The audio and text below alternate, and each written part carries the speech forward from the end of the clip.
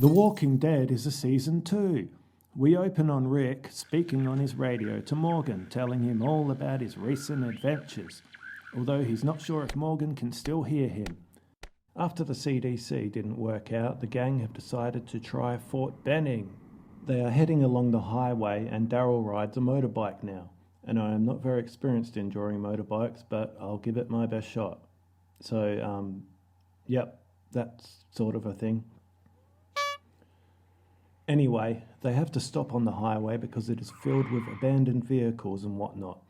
Dale asks Daryl if he can see a way through, and I still haven't figured out a consistent style to draw Dale, so it's going to continue to be pretty random. Sorry. Then the RV breaks down as they are trying to make their way through, so they decide to stop and look for a new radiator hose for it and any other stuff they can find.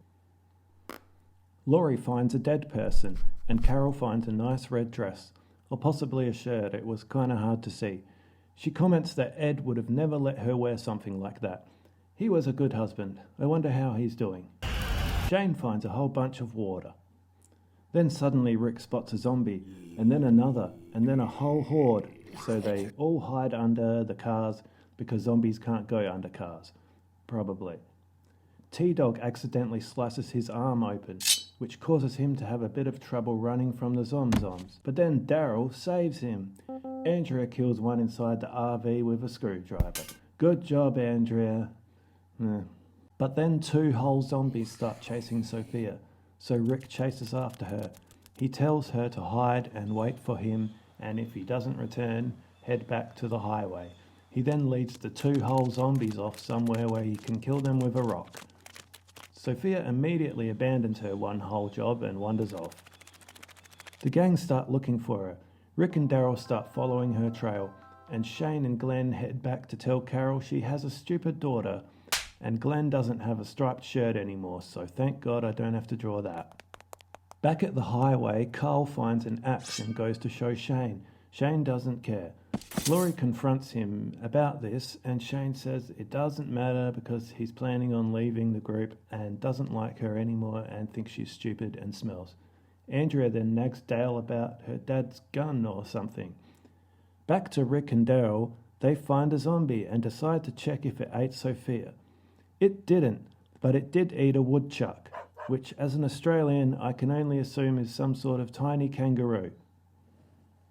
Anyway, they make it back to the highway and tell Carol they couldn't find her.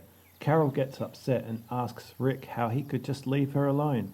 Rick explains it was their best chance with 2 whole zombies on their tail. Everyone immediately understands. After all, it was 2 whole zombies. So they leave Sophia out there for the night to die, or continue already being dead. Who knows? The next morning they all head out for another look-see. Before they leave, Andrea nags Dale about her stupid gun again, and how she's sad she didn't get to explode. So they head off and explore some different places and stuff in a church or something, but still no Sophia, so they stop to rest.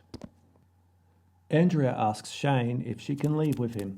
He says he'll think about it, in a way. They decide to split up to make Carl easier to accidentally shoot.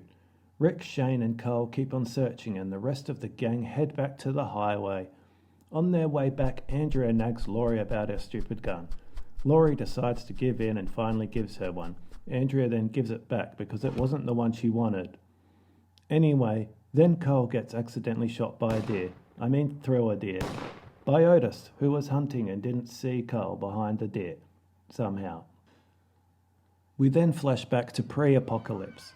Laurie is talking with her super best buddy Paula about men not being able to argue and getting married too young and stuff. Anyway, then Shane pulls up and tells her about Rick getting shot into a coma. Then Laurie has to tell Carl about his dad. It's pretty sad. Meanwhile, back in the current time, Rick is running with a wounded Carl. Otis told him to go to a farmhouse where he lives, and a man named Herschel will help him. It's here that we are first introduced to Herschel and his family and friends. First off, we have Herschel, his daughters Maggie and Beth, Otis and his wife Patricia, and last but not least, holding a bat like a boss, Jimmy.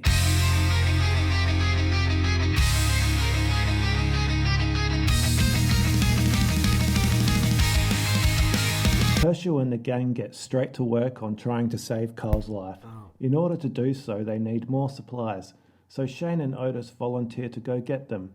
Meanwhile, the others are making their way back to the RV. Andrea gets attacked by a zombie, but only has a knife to defend herself. If only she had a gun. Lol. Then Maggie turns up on a horse and baseball bats the zombie. She picks up Laurie to take back to Carl on the farm and tells the others how to find the farm. They make it back to the RV and tell the others about all the stuff.